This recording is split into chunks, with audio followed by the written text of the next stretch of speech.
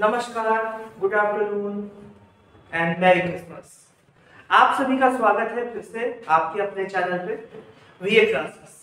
तो आइए हम लोग का हिस्ट्री का, जैसा कि आपको पता है कि मैं आपको हिस्ट्री का क्लास दूंगा, तो इस क्रम में मैंने आपको ऋग्वैदिक काल के बारे में बताया था लास्ट वीडियो में। आज हम देखेंगे ऋग्वैदिक काल का पॉलिटिकल सिचुएशन, राजनीतिक स्थिति। देखिए पॉलिटिकल सिचुएशन क्या होता है, जैसे आपके देश में इस समय क्या है, आप एक डेमोक्रेटिक कंट्री में हो, ठीक है। दो तरह की गवर्नमेंट्स है, एक स्टेट लेवल पे और एक सेंट्रल लेवल पे। अब आपको अगर लोकल कम्युनिटी भी होती है, हाँ लोकल बॉडीज भी होती है, ठीक है। तो आप ये भी कह सकते हो कि ये गवर्नमेंट है, ठीक है। स्टेट लेवल पे सीएम होता है, चीफ मिनिस्टर, और सेंट्रल लेवल पे प्राइम मिनिस्टर जो होता है वो मुख्यतः देश की सरकार ये दोनों लोग चलाते हैं, ठीक है। इसी तरह उस समय का क्या राजनीतिक स्थिति था ये हम जानते हैं कि कैसे क्या चीजें थी। जैसे भारत में देखिए, भारत इस समय 28 स्टेट्स हैं, 9 यूटीज हैं, इनको मिला के इंडिया बनता है, ठीक है। साथ ही साथ एम्बेसी जो है विदेशों में, जो इंडिया का एयर स्पेस है, वो सब कुछ इसमें आता है, ठीक है। उस समय की क्या स्थिति थी आइए जानते हैं। ऋग्वैदिक समाज कबीलाई व्यवस्था पर आधारित था। यह समाज कबीलों में विभाजित था जिसके राजा को गोप कहते थे। यानी कबीला, कबीला क्या होता है, कबीला आप जानते हैं कि क्या होता है कि कबीलों में क्या होता है कि ये लोग छोटे छोटे भागों में एक जंगल में या एक गांव में रहते थे, ठीक है। तो कबीलाई व्यवस्था पर आधारित थी। यह समाज कबीलों में विभाजित था जिसके राजा को गोप कहते थे, ओके।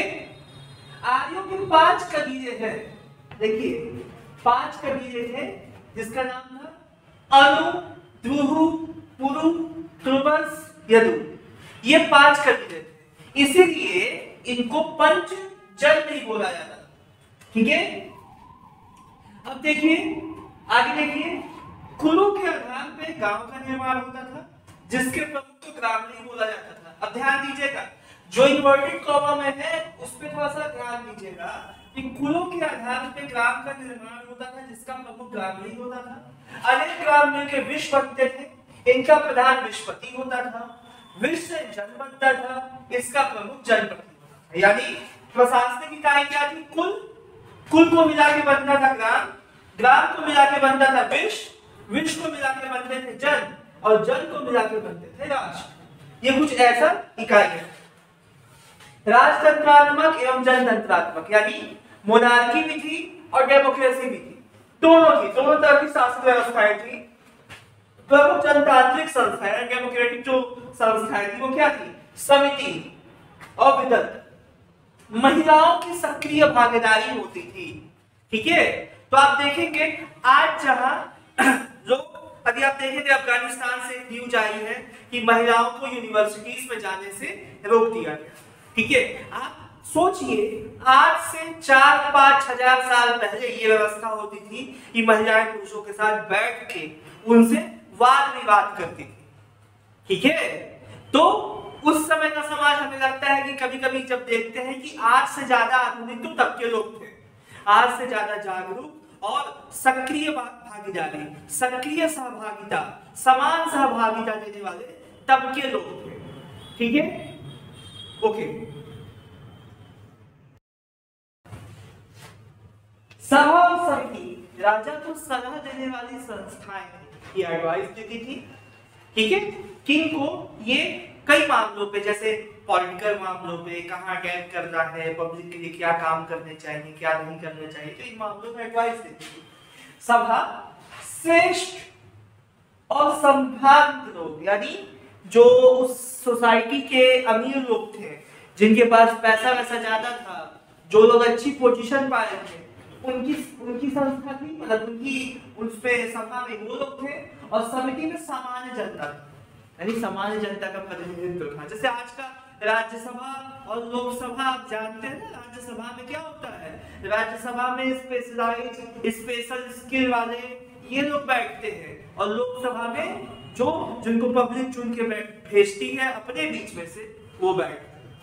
राजा भूमि का स्वामी नहीं होता था, बल्कि भूमि का जो स्वामित्व था किसमें था, पब्लिक के हाथ में था, पब्लिक में समा था। बलि वो बकरा काटना नहीं होता है, या आप लोग आज जो बलि का मीनिंग बना दिया गया है, तहस नहस कर दिया है लोगों ने, कुछ का कुछ कर दिया है। बलि उस समय राजा को यानी किंग को स्वेच्छा से दिया जाने वाला भेंट होता था। मींस आप खुद की इच्छा से अपने विल से किंग को कुछ ऑफर करते थे, बदले में किंग क्या करता था, जाओ मैं तुम्हारी रक्षा करूंगा। जैसे आज का टैक्स है, आप गवर्नमेंट को टैक्स देते हो और उसके बदले में गवर्नमेंट क्या बोलती है, आपको सोशल सिक्योरिटी, इकोनॉमिकल सिक्योरिटी और तमाम तरीके की फैसिलिटीज देती है। तो वही चीज उस समय था बलि का था। ठीक है, युद्ध के समय देखिए इनकी कोई स्थायी सेना नहीं होती थी। युद्ध के समय जो उस वहां के लोग थे, जो जन लोग थे, जो लोग नागरिक थे, उनको इकट्ठा किया जाता था, एक सेना बनाई जाती थी और उसी से युद्ध होता था। यानी ये भी एक तरीका है कि आप अपना अपना काम करते रहिए और युद्ध के समय सब लोग इकट्ठा हो जाएंगे। अच्छा, यहाँ देखिए ऋग्वेद में राजा को गोप्ता जनस्य, क्या कहा गया है, गोप्ता जनस्य, अर्थात कबीले का संरक्षक, कबीले को जो सिक्योरिटी देता है वो, और पूरा देता अर्थात नगरों पे विजय पाने वाला। ठीक है, जो शहरों को जीतता है वो। ठीक है, इसी के साथ ये वीडियो आज का समाप्त होता है। मिलते हैं नेक्स्ट वीडियो में। Goodbye, have a good day.